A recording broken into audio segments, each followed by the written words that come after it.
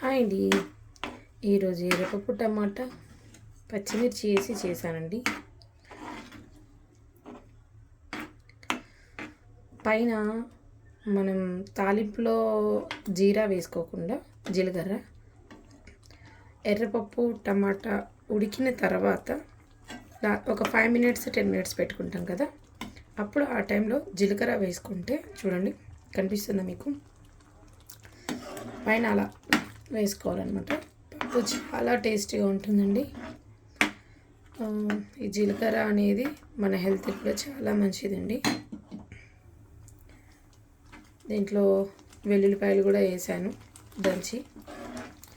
So మన హెల్త్కి ఎర్రపప్పు కూడా చాలా మంచిదండి.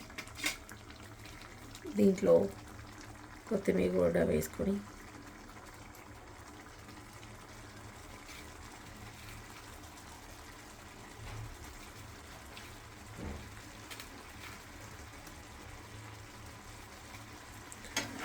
ఒక్కసారి ఇలా కలిపేసుకొని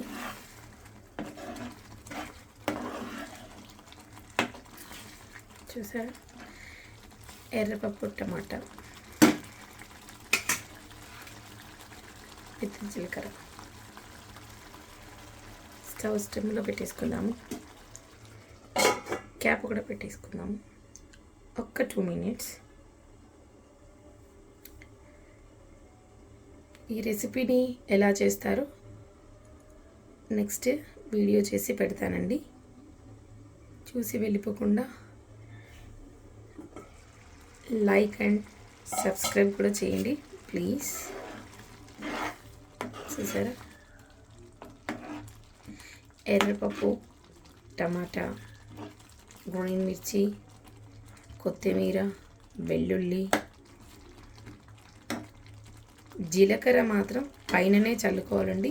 మనం ఆయిల్ పోసిన తర్వాత తాలింపు గింజలు వేసుకుంటాం కదా, అలా కాకుండా పైననే, అంటే టమాటో పప్పు ఇలా ఉడుకుతుంది కదండి, ఉడికేటప్పుడు మీకు కావాల్సిన 1 టీ స్పూన్ వేసుకుంటారా, లేకపోతే హాఫ్ స్పూన్ వేసుకో, 1 టీ స్పూన్ అలాగంటే మనకి చాలా బాగుంటుంది అనమాట.